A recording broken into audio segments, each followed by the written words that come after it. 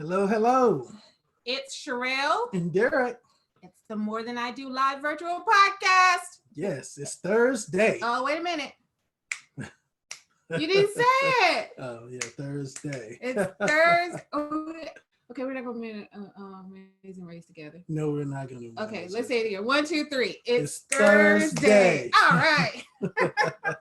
Don't mind us. Don't mind us. We're just cutting up just a little bit. Just a little bit. But it's Thursday, which means that it's the More Than I Do virtual live podcast. And we're so excited to be with you today. The topic for today is... Where do we go from here? Where do we go from here? That was a song. Was it? I don't know that song. I was... Let me sing it. You want me to sing it for you? No, thank you. He said no thank you. I was gonna sing it for you guys. He said no thank you. He knows best. Trust me. He definitely knows best. But we wanted to talk today about where do we go from here? Why do we want to talk about that? We want to talk about that because a lot of times as business owners, as married couples, you have questions and concerns, but you don't know where to go to get the answers. Good stuff. Yeah, a lot of times within your circles or the people that you know can't really give you the answers. And so where do you go? Where do you go from here? So, a lot of times you have great ideas or maybe dynamics in the family, something happens, or in the business, something happens, and you're not quite sure where do I go from here? What does this mean? Why do we want to talk about that today? Well, we want to talk about that because a lot of times what I'm finding in talking with business owners and talking with married couples is instead of going to find the answer, they just Bless you. They just continue to chug along without finding the answer. And then they're suffering because they never got the answer. Yeah, I have a good friend named Latasha. Shout out to Latasha.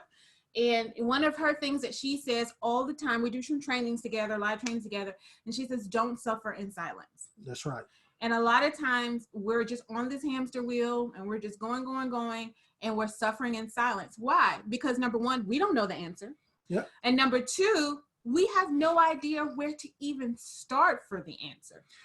I might even add to that we could be a little embarrassed to ask somebody that particular question. That's good. Pride definitely can sometimes get in the way. And they can't know that I don't know that, or they can't know that I'm going through that. What in the world are you talking about? I want to talk about a couple of things that's happened in our life.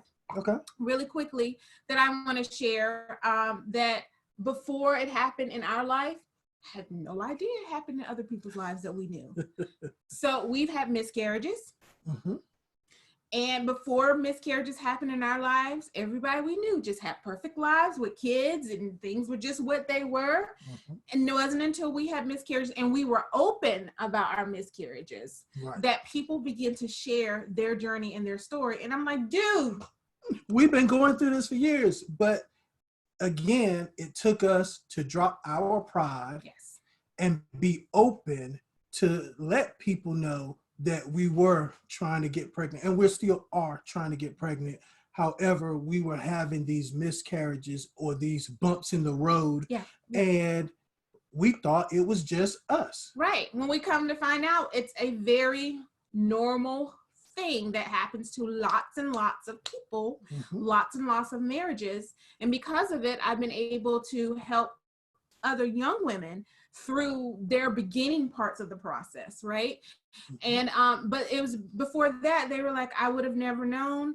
They would have never came to me with it. It was because I was open with them, and they began to just let their guard down and begin. And I didn't even know they were dealing with stuff like that. Yeah. But it's because they had no one to go to or to talk to. Even my grandmother, shared with me when she had miscarriage. Had no idea. She's got 6 kids. Had no idea she had miscarriage. And different things like that. Here's another one that I'll share with you. Okay. Just our marriage in general. and who does what and how our marriage is on a day-to-day basis. You know, you look at you just take from no one talked to us and told us what marriage should be. They didn't come with the book, just like babies don't come with the book. Didn't come with the book. You know, it was I had expectations, he had expectations. And some of them were realistic and some of them were very much fantasy. Yes. And fantasy meaning just totally unrealistic for the person that we married. Right. Just wasn't, that's not it. It's not gonna happen. But even with that, we come from what you see, right? Your parents, your grandparents, the neighbors, whoever, even if it didn't happen in your house, wherever it happened, guess what? I bet you they had problems. Oh, I definitely had problems. You know, it's funny you mentioned that. I remember after getting married, and we were married maybe about 2 years, and we went home to my parents, and the uncles were together playing cards like we do every now and then whenever we get together. And I just stopped and looked at them and I said, why didn't y'all really tell me what married life is going to be like? Y'all just let me jump into this all willy-nilly, and y'all been married for years. Why didn't y'all share this with me? Right. And they gave them a good chuckle, but I was really serious about that. Yeah, like you knew you had some knowledge that you could have passed on that could help me, you know, in the process, and maybe avoid some bumps and bruises or whatnot. Maybe not. And it goes back to what you say all the time. You never know until you ask. Some people won't do anything for you until you ask. Yeah. A sale in your business, until you ask for that sale, people aren't going to just come to you and give you that sale. You have to ask. You definitely have to ask. Yeah. You definitely have to ask. But you have to ask whether it's in your marriage. You can't just assume he should know that I need flowers every month. Right. I don't do flowers every month. He should know that I need my car door open.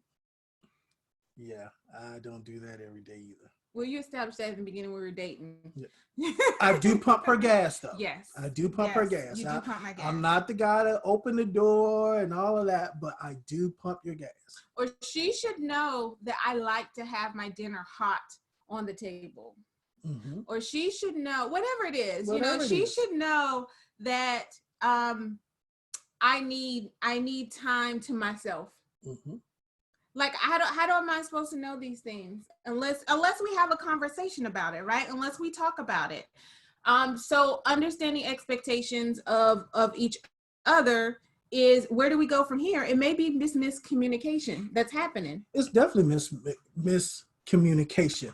I know for me, we talk about this occasionally. I didn't really understand you until we took a class called the Love Languages. Yes. Because, you think about yourself, you give to others based on how you want to be given to.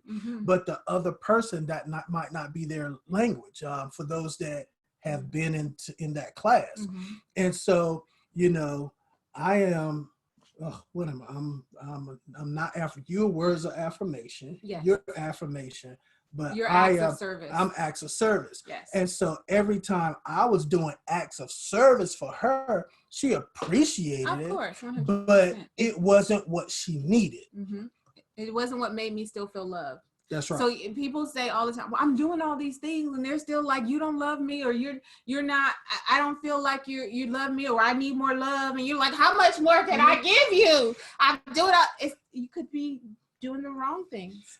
It makes me think about when we were first married as well. And you talked about it like with your grandfather as well. I'm going shopping and I just hurry up and I give you money. And I give you money and I give you money. In my opinion, in my thought process, I was giving you the love that you wanted. Right. The reality is she wanted me to go shopping with her and just walk around and hold hands. Pay for it. Yeah, she didn't want me to pay for it. Hang out. She wanted me to hang out. Yeah. I wish I'd known that. I would have no money in my pocket. You wish, buddy. You wish. I still would have got you to pay for it. I'm sure. But no, you're right. Because for my grandfather. My grandfather was the same. We was like, no, Daddy, we just want you to go. And sometimes he would go, but most of the time he was ready to reach in his pocket, and he had no problem with that. And that was his way of showing love. And you have to figure out, when you look at your spouse, I have to look at what you give to me. That's not necessarily what I need, but it's a sign of what you need. That's good. And vice versa. True. And vice versa. If we think about the different things, and so we've kind of learned how to, okay, this is what she needs, this is what he needs on his side, to fill up the love tank, so to speak. That's that 5 love language speak, is filling up the love tank. So that's a piece of it, right? So a piece of it is communication. But not only communication. So say that you guys are good and you have something happening or going on and you don't know where to go. I remember we have an episode where we talk about me moving up to the West Coast from the East Coast and leaving you on the East Coast. And I remember when we first had that conversation, it was, what in the world? And a lot of our friends and a lot of family, the people, we didn't tell everybody, but the people who kind of we confided in or whatnot, a lot of them were like, that's not what marriage is, and you're supposed to be with your husband, especially for me, more so for me than you. You're supposed to be with your husband, and you're not supposed to, if he's not gonna go, then you need to stay where you are, and da-da-da-da-da. Now, I'm not telling anybody what to do in their marriage. That's my point. My point is, our marriage is our marriage. Their marriage or lack thereof is their marriage or lack thereof. And so what worked for them in their marriage may not work for us in our marriage. That's right. And that's the one agreement that we came to. We realized it was like a light bulb that went off, and was like, what was the light bulb? No two marriages are the same. No two marriages are the same. And we decide how our marriage is.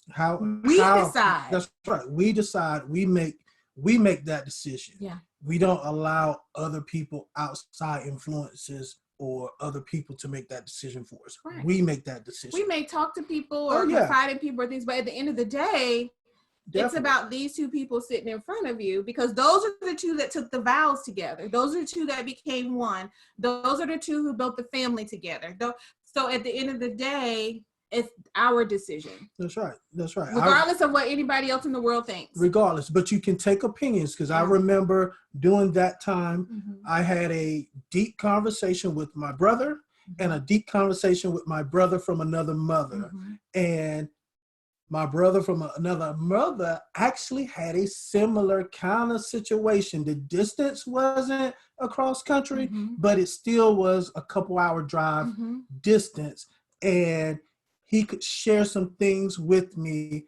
And after that, it became clear that this isn't divorce. This isn't separation. And once that got out of my mind, it was, let's go. I remember towards the end, we would have she would do these check-ins with me to make sure I'm still okay, sure I'm still okay. And it got to the point, would you just leave already? Go. I'm tired of this conversation. I need you to go now. And it was like, me out. And it was like 2 months before she was actually scheduled to leave. When you get okay with a situation, for me, once I get okay with the situation, it's like, let's go.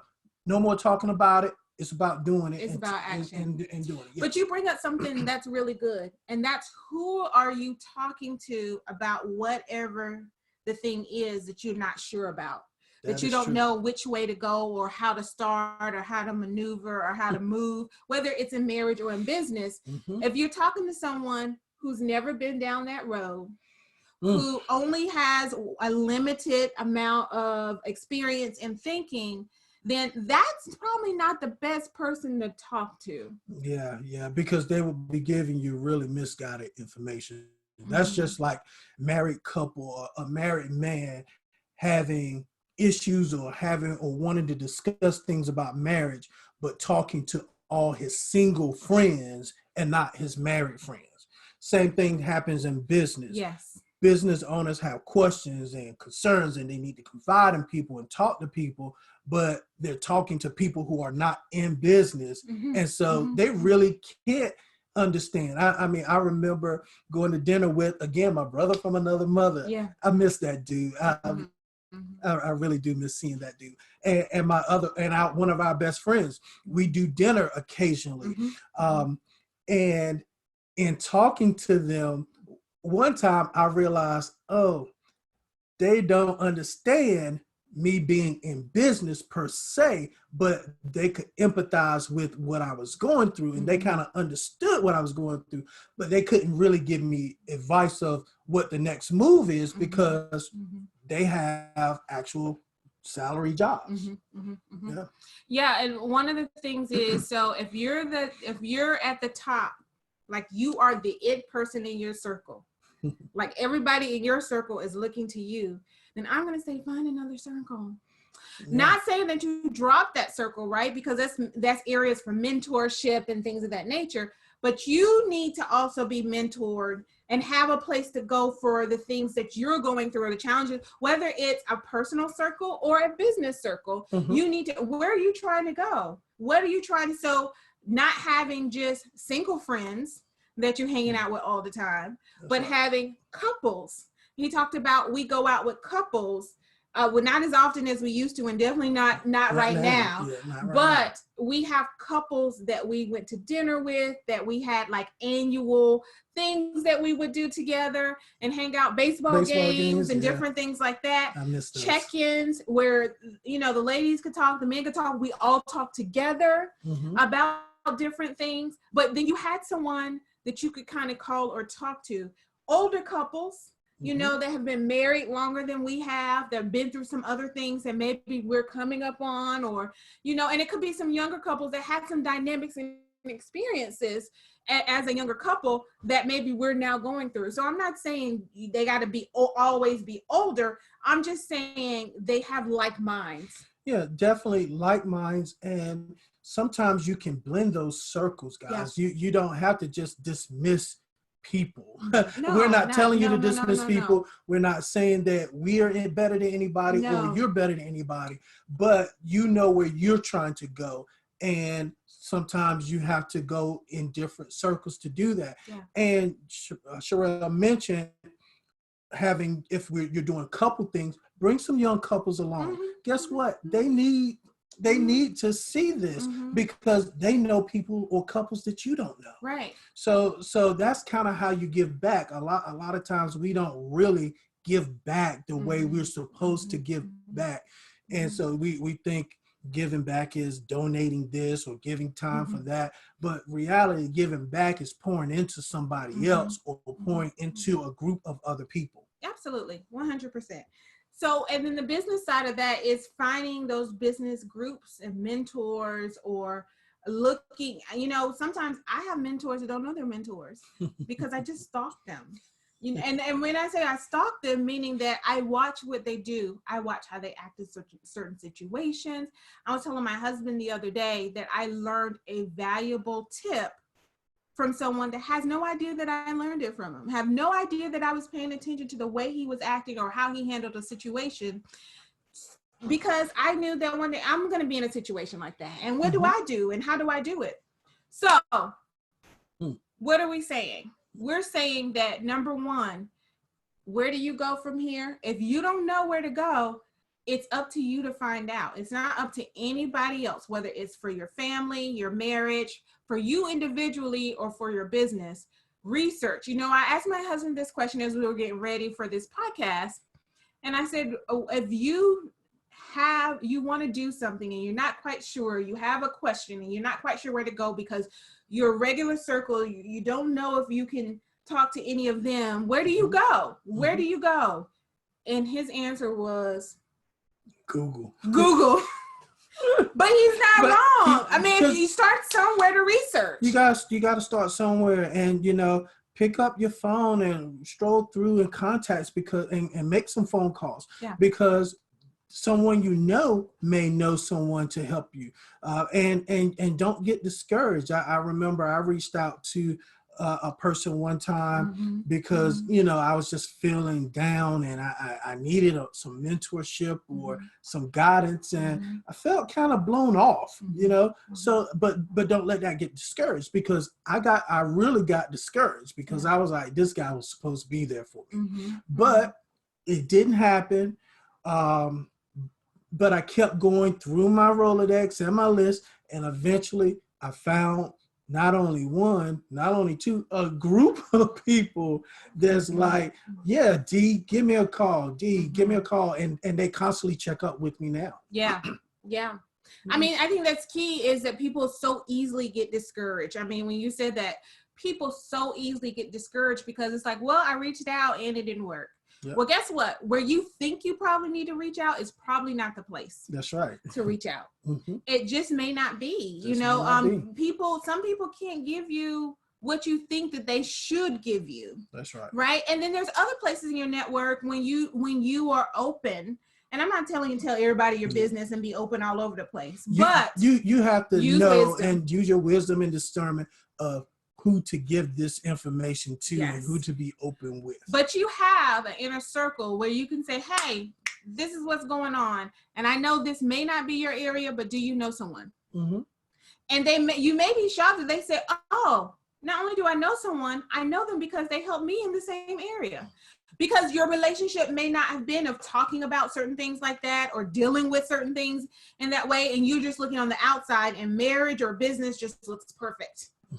And like we talked about earlier, looking at parents and grandparents, we're just like, oh, they're perfect. We can't do that. They didn't do that. When we don't know what they did in the back room, we don't know what was going on when That's they right. sent all the kids outside. That's right. Yeah. And get your minds out the gutter, people. Right. And the same goes in business. A lot of times you look at other people's businesses and you're like, oh, wow, I want to be there one day, or something like that. Yeah. The reality is their business may not be that great on the inside. Yeah. It may appear to be okay on the outside, but it may not be that great on the inside. They may be just faking it till they make it. Yep. There's a lot of people out there that do that. We've seen it all the time. We've been there ourselves before. Oh, yeah. Yeah. Definitely. So when we look at all of that, we just want you to know that there's help, there's support. So there's a thing that I call the Council of Wisdom. Yep. And the Council of Wisdom is not like people who help me at home or people who help me in my business. Okay. Meaning like employees or staff in the house or in the business, but more so people that I can go to as a business owner, as a wife, you know, as a mother, just those types of counsel wisdom. And each one is going to be different. I'm not saying I have one counsel wisdom that covers all of that, but people who I can go and talk to and pick their brain. I just told someone today, as a matter of fact, that said, hey, I want to help, you know, you're starting this new project. I want to help you with this. And I was like, hey, you're going to get a call within a week. I'm not going to say I'm going to call and then not call. Trust me, I'm going to call to pick your brain because he has expertise in an area that I do not. And so, you know, you build relationships, you build partnerships. More so than anything, you build advisors for yourself. And we have friends, network friends that we share clients back and forth with, different things like that, because their areas complement what we do.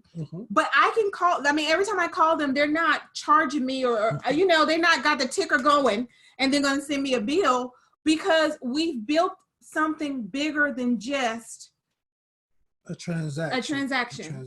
I can call and I can say, hey, let me pick your brain. And then they call me sometimes, hey, let me pick your brain. This is what's going on, because it's more in our areas of expertise. And we do that across a lot of different areas because number one, we tried to find people who were very knowledgeable in their area to partner with or network with. But even more so than that, people who are knowledgeable in their area that we know as business owners, we're going to need that kind of information. We have an insurance man that we call about all kinds of crazy things, whether it's for us or our clients. We have tax attorneys and HR and marketing and CPA, all kinds of things, lawyers that we can pick up the phone and call because we built a council of wisdom. And it's not just about what they can do for us, but what we can also help them do. And then we just have those that may not be in business in that way. They may have been in business and retired. And we can call them and say, hey, what do you think about this? Or, you know, they have a different type of brain than what we have, so that we can kind of pick things up. Same with if you're married, you get a council of wisdom that allows you to say, hey, what about this? Has this ever happened? What about this? You know, or with the kids, you know, what happened when this I'm getting around this time when the kids are getting ready to go to college, and you know, I don't know what to do with myself. Well, talking to people who have had kids who leave home and go off can help you with, oh yeah, I went through that. Let me tell you what not to do. That's right. You know, I went to the doctor's office today and I have to have a procedure next week, but I had to go get some blood work done. And the lady saw the doctor who did the order, and she was like, oh my gosh, I love him, da da da da da. And I was like, yeah, I just met him, but the front desk speaks highly of him, da da da da. And before this incident happened, we were in the truck driving to this appointment, and she was telling me about the procedure. Yeah. And I was like, I don't know. That just sounds crazy. That sounds like weird. It's gonna hurt. Yeah. I don't know He what to exactly do. said that sounds like it's gonna hurt. I don't know what to do. Don't tell it to somebody. It sounds like it's gonna hurt. And I'm looking at him and I was like, yeah, he said it was gonna hurt. But I get there and this lady's like, because I was so open, and I, you know, when she said, oh my gosh, I love him, da da da. And I was like, yeah, I just met him and his front desk speaks highly of him and da da da da da. Because I opened up, she opened up to tell me why she loved him so much, and the procedure that I'm getting ready to have, she had done. And she was telling me all and I said to her, now I could have been like, oh, okay. And that could have been the end of that. But I said to her, I'm supposed to have that done next week. What in the world? You know, can you tell me about it? Can you help prepare me for this? Because mentally, I'm a little crazy right now. Because I didn't help, because I said it's going to hurt. Yeah, he wasn't supportive at all. Don't look for support over here. He'll hold your hand afterwards and during it, but he'll give you the real deal. And that's why I married you for that reason. But that's a whole nother story. Yeah. But I say that to say she broke down, and I said, but she told me things, and now I know to expect, number one, and things that she did that I know not to do. That's like, because she was saying, like, afterwards she felt so good, and like she could do like Superwoman, you know, just from the drugs and everything they gave her to numb and whatnot. That the next day she felt like a Mack truck hitter, because she's like, what in the world did I do? Because she overdid it. Now I know to tell him, make sure I sit my little tail down somewhere, no matter how good I feel. That's right. Sit me down, strap me down, whatever you gotta do. But I say that to say, you never know where the information can come from. You know, a project I'm working on, I thought that I would get some family to help. That's not where the help is coming from. They're knowledgeable, they do the work, they're in the industry, but they have no interest. That's not where the help is coming from. No, I can just get bitter and be like, oh, well, I don't know what to do. But then I went to my circle and I started talking. And they were like, oh, well, let me hook you up with so-and-so. And, oh, you know what? You should connect with so-and-so. I had no idea what I was doing. You know, when you talk about expanding business or doing some new things in your business or with your household or changing some things around, I had no idea. Had absolutely no idea. But because I was open enough to just say, hey, do you know about this? What do you know about this? And Google myself so I can sound a little bit intelligent when I talk, just a little bit, just this much. I'm a little dangerous after I Google. Yeah. It's like getting a PhD when you Google. No, it's not.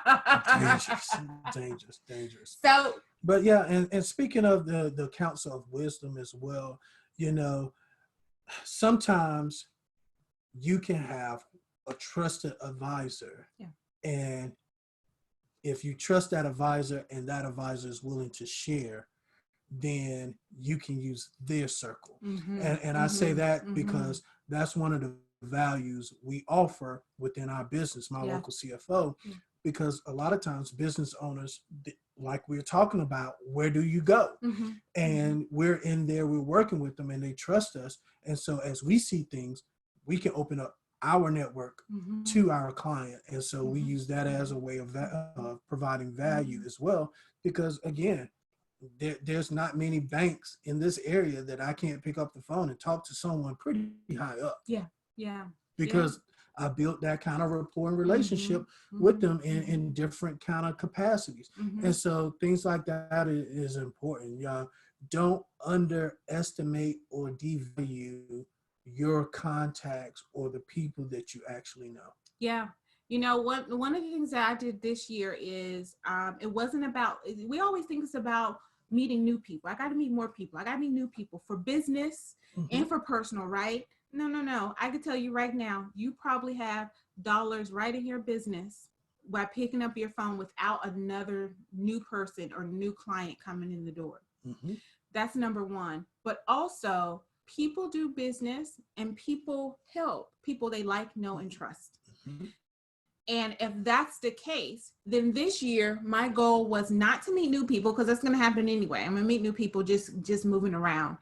But my number one goal was to deepen the relationships I already had, because what I knew was they had rich resources that I may need, and I had rich resources that they may need to make it a win-win. But also, we've invested time already with each other. Why don't we make sure what do you need? What do I need? How can we get there together? As opposed to trying to spend hours of making a whole new relationship when you've got gold in your phone, in your email.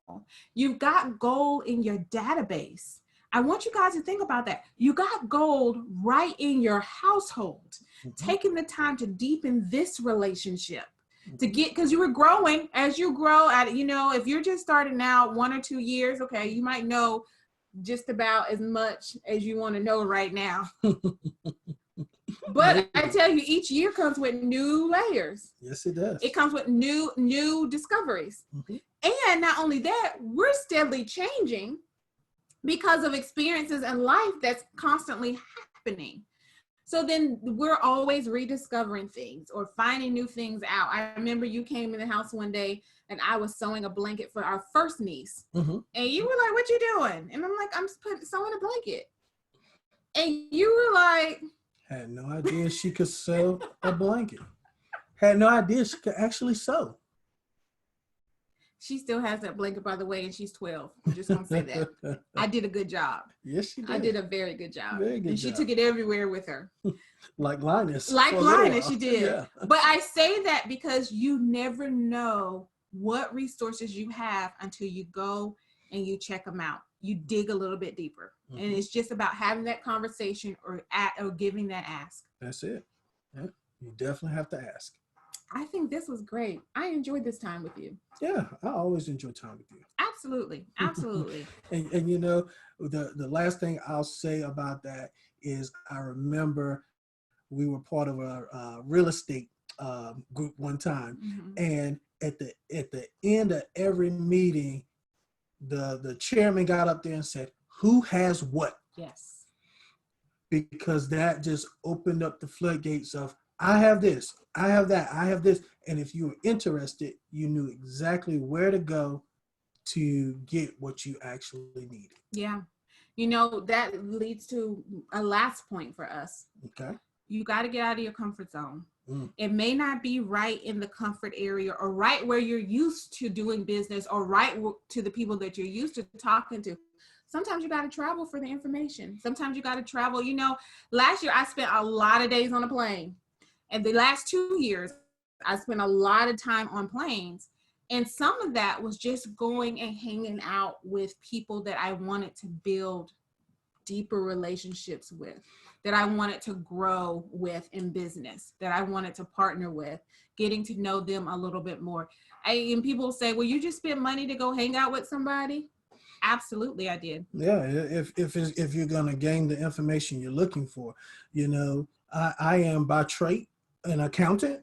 I am by trade an introvert, but I have to sometimes get from behind that computer screen, looking at all these fabulous Excel charts I can create and reading profit and losses and balance sheets and making plans for companies and things like that. Sometimes I just have to get from behind the computer and go out and talk. And, I realized in doing this podcast, this is new for me, guys, just out in the open, in front, talking. But I realized I actually like talking. And I think about when I used to give speeches or things like that in church or at in my corporate role, talking to a few people at a time, a group or whatever, or training. I actually like to talk. And so I have to force myself to get out of the seat from behind the computer and go out and do something. And sometimes it's a little uncomfortable, but you're going to enjoy it. Most of the time, you're going to enjoy yourself. She tells me all the time, you fought tooth and nail not to go with me to this place, but you had more fun than I did. The best time. The best time. And everybody knows his name when we leave. An introvert. Everybody knows his name when we leave. So yeah, where do we go from here? You got a lot of places to go from here. The question is, what are you willing to do? And where do you really want to go? Because if you really want to go there, there's always a way. There is always a way. Thanks, guys. This has been Sherelle and Derek with the More Than I Do virtual live podcast. Remember to follow us at morethanIdo.life. And we like to say shout out to Every.Black, who's one of our sponsors and sponsors us on their podcast platform. You could go to Every.Black because .black is the new .com. Yes, and my local CFO as well. They are a sponsor also. Yes. Yes. All right. Until next time. Until next time. Bye. Bye.